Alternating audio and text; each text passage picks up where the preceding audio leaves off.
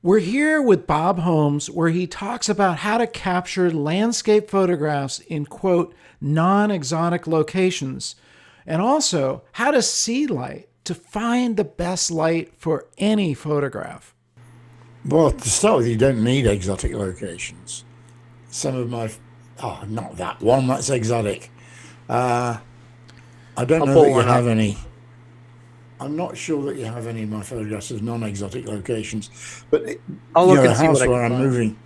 the house where I'm moving to is a short distance from a park called Mount Bedell, which is in Marin County in California, Yeah, and I've got some of my favorite shots in on Mount Bedell, which is right on the doorstep. It's not, this is a Napa yeah, photograph, there's and Napa. it's my kind of shot. I love the graphics. I like the moody light, the fog. I love fog.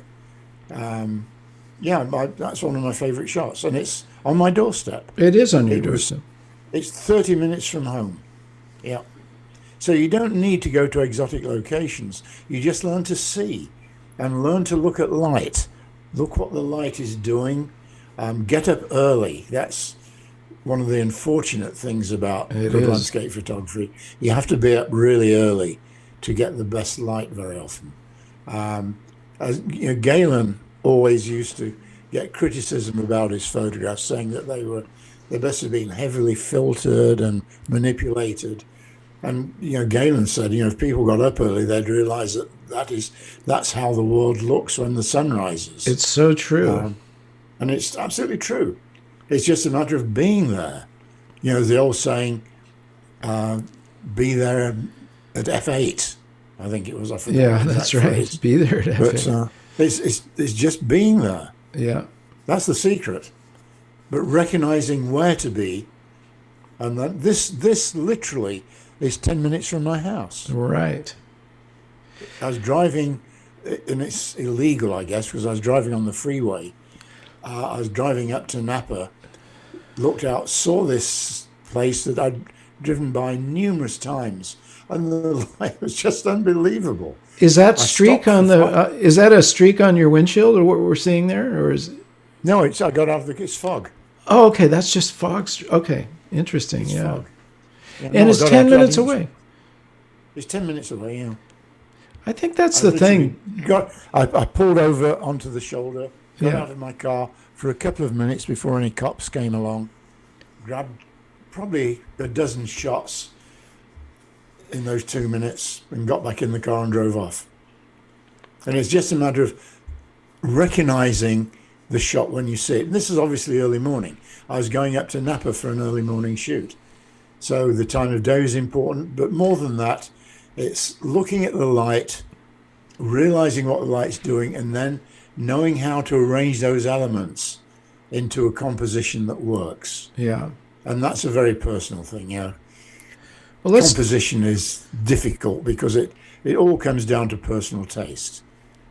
And that taste changes Yeah. during your lifetime as a photographer. But I've learned, as I've said numerous times, I've learned more than anything from painting and looking at paintings and going to art galleries and seeing what other art forms have done in terms of composition and light and so on. So And true. that's been very valuable. Here's another one that leads right into what you were talking about from Penelope, also in our masterclass. She said, I would be interested in learning tips on how to read the light and how to take advantage of it in photos. Learning to read light. What's the process there, Bob? You always you always have to be aware of light. Always. Whether you're taking photographs or not. You're always looking at light and what it's doing, how it's falling on subjects. I'm looking at the light on my face now, with strong light coming from this side, from a window this side, and a little bit of fill coming from the front. But I'm always very aware of that, Yeah. and you have to be very conscious of the light. Occasionally the light isn't working for you. This photograph of a tobacco farmer in a place called Vinales, in far west of Cuba, a tiny little agricultural area. I loved his face. He was like, what's his name? Hode from Grapes of Wrath. Yes, Yeah, he's straight out of the he really is. 1930s Dust Bowl era Yeah. of the States. But the light was not good. It was midday, but I knew if I backlit him and exposed for his face, it would work. The little shack in the background Yes. was facing north or whatever, it was away from the sun, so that read too. And it's a little bit hot on the side of his face, but not so hot Not that bad. it couldn't be rescued in Lightroom. Yeah. That's one of the great beauties of digital photography. But I guess the secret is that you have to know what your camera is capable of doing. When I took this photograph, I knew that I'd be able to pull that information back in Lightroom, and also knew that I'd be able to keep the detail in his face. This was more ideal light. This was in his shed where he kept his tobacco, and it's just beautiful light coming through a big open door, Yeah. which is the kind of light I love for portraits. It was important to get a catch light in his eyes, Yes. but this just worked, and I wanted the background to go dark. I like moody photographs, and I don't necessarily want to see detail in the background. I had an exhibit a few years ago, about just 3 or 4 years ago, and I had someone make the prints for me who was an exceptionally good printer. He made beautiful prints for this exhibit.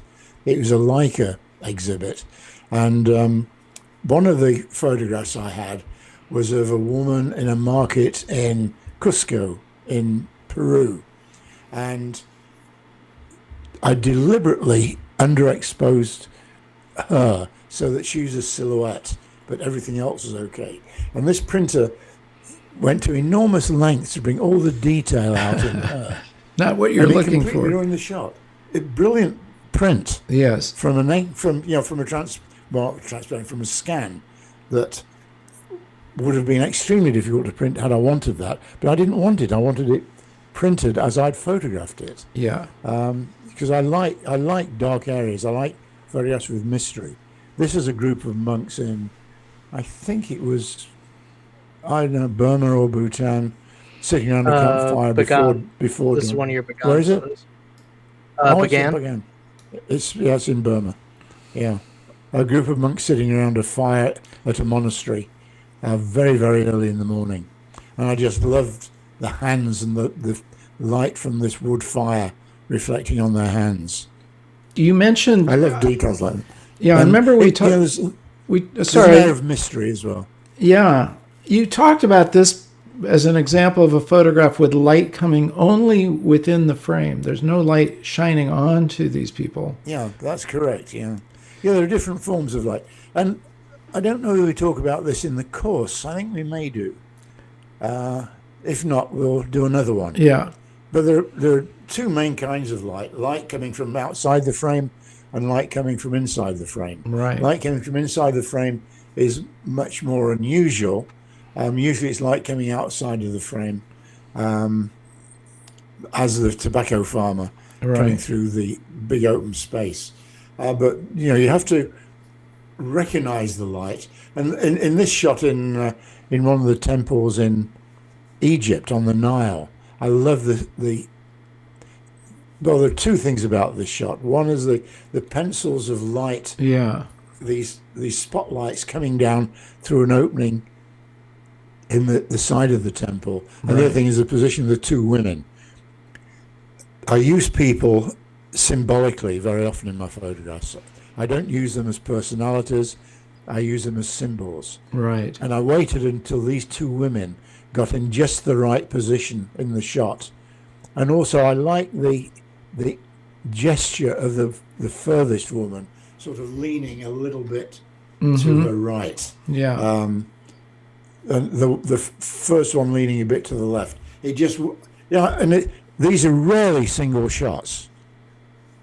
Occasionally I get one shot that works, and it's over and I can't get any more. This, I waited for this. I saw the light. I waited for something to happen. These two women came along, and I kept shooting until I got the shot that I wanted. So it's rarely a single shot. Yeah. So I hope you enjoyed today's video. Be sure to like, comment, subscribe, and enable that bell so you don't miss any of our new videos. And as always, remember to get out and capture your own images of life.